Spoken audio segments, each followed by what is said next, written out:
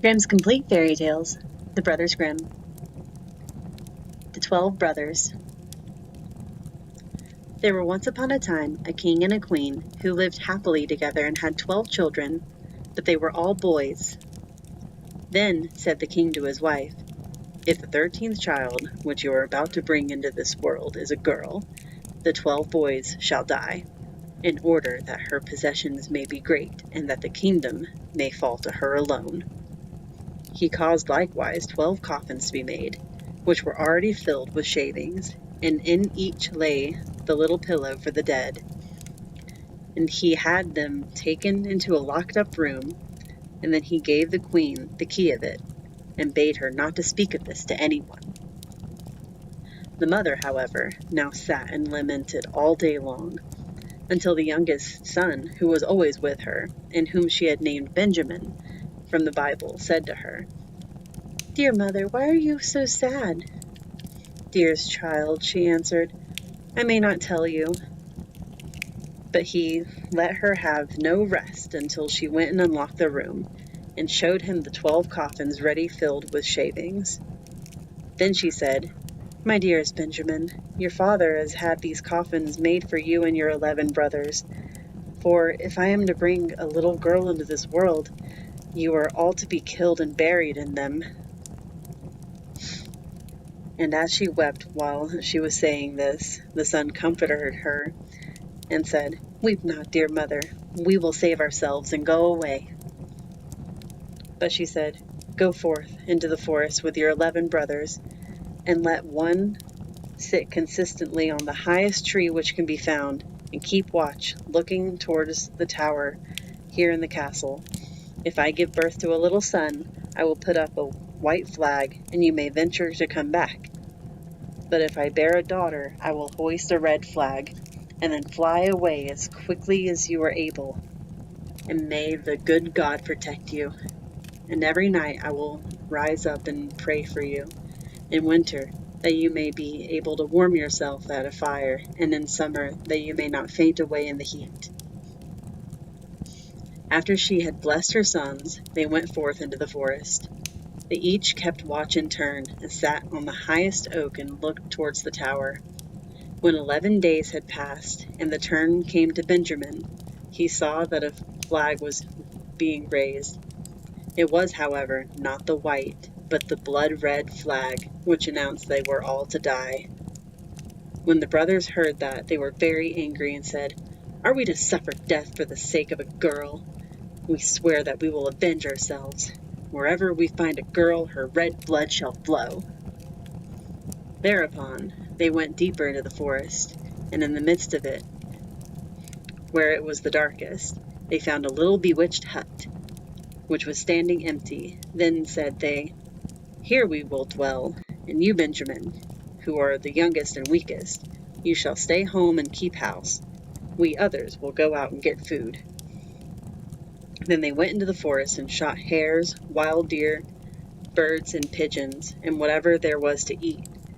This they took to Benjamin, who had to dress it for them in order that they might appease their hunger. They lived together 10 years in the little hut, and the time did not appear long to them. The little daughter, which their mother, the queen, had given birth to, was now grown up. She was good of heart and fair of face, and had a golden star on her forehead.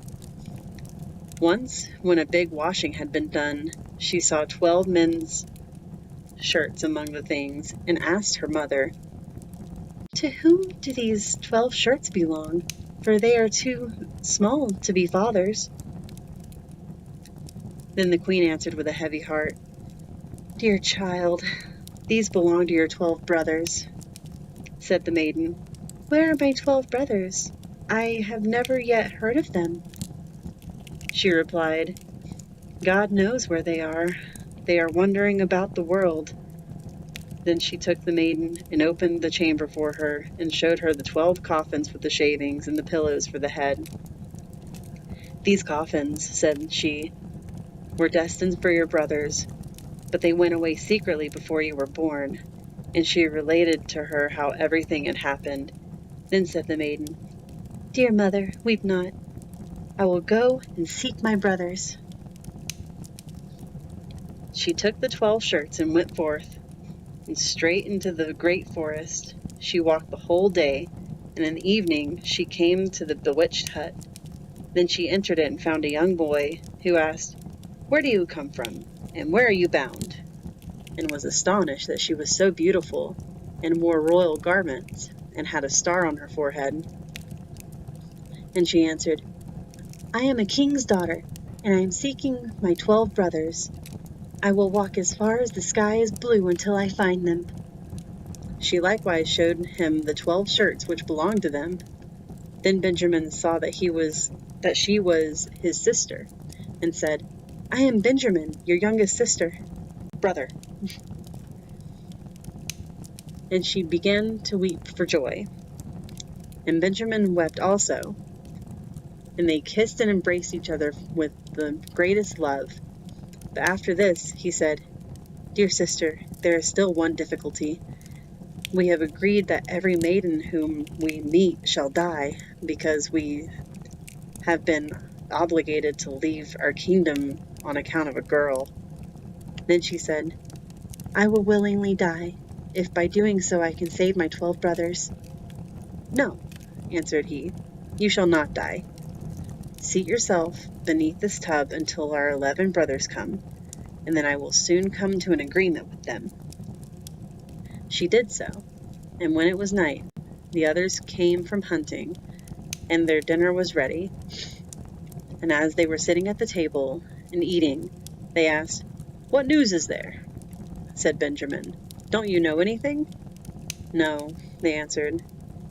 He continued, "You have been in the forest, and I have stayed at home, and yet I know more than you." "Tell us then," they cried. He answered, "But promise me that the first maiden who meets us shall not be killed." "Yes," they all cried, "she shall have mercy, only do tell us." Then said he, "Our sister is here." And he lifted up the tub, and the king's daughter came forth in her royal garments with the golden star on her forehead. And she was beautiful, delicate, and fair. Then they were all rejoiced, and hugged, and kissed, and loved her with all their hearts. Now she stayed home with Benjamin, and helped him with the work. The 11 went into the forest and caught game, and deer, and the birds, and wood pigeons that they might have for food. And the little sister and Benjamin took care to make it ready for them. She sought for the wood for cooking, and herbs for vegetables, and put the pans on the fire so that the dinner was always ready when the 11 came. She likewise kept order in the little house, and put beautifully white clean coverings on the little beds. And the brothers were always contented, and lived in great harmony with her. Once on a time, the 2 at home had prepared a beautiful meal, and when they were all together, they sat down and ate and drank, and were full of gladness.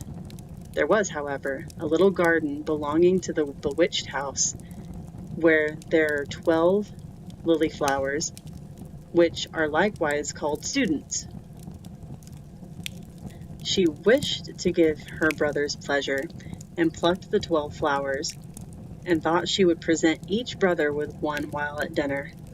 But at the same moment that she plucked the flowers, the 12 brothers were changed into 12 ravens, and flew away from the forest, and the house and the garden vanished likewise.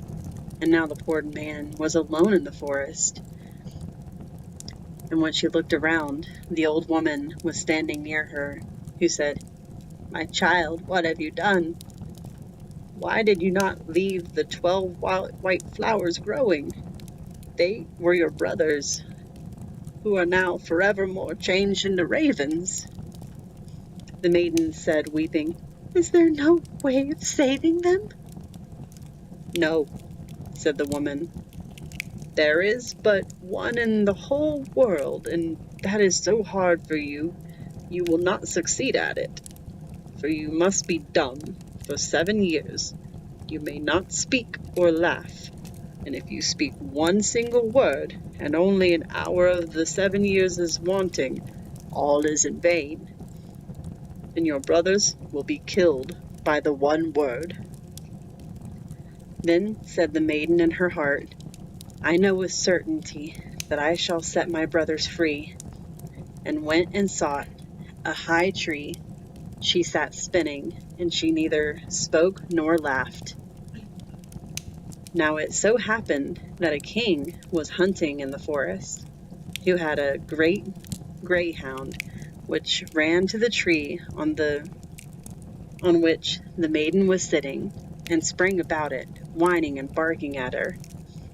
Then the king came by and saw the beautiful king's daughter, with the golden star on her brow, and was so charmed with her beauty that he called to her and asked if she would be his wife.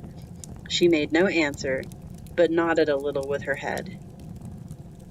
So he climbed up the tree himself, carried her down, placed her on his horse, and took her home. Then the wedding dress was solemnized with great magnificence and rejoicing, but the bride neither spoke nor smiled. When they had lived happily together for a few years, the king's mother, who was a wicked woman, began to slander the young queen, and said to the king, "This is a common beggar girl whom you have brought back to you. Who knows what impish tricks she practices secretly? Even if she is dumb and not able to speak, she still might laugh for once. But those who do not laugh have bad consequences."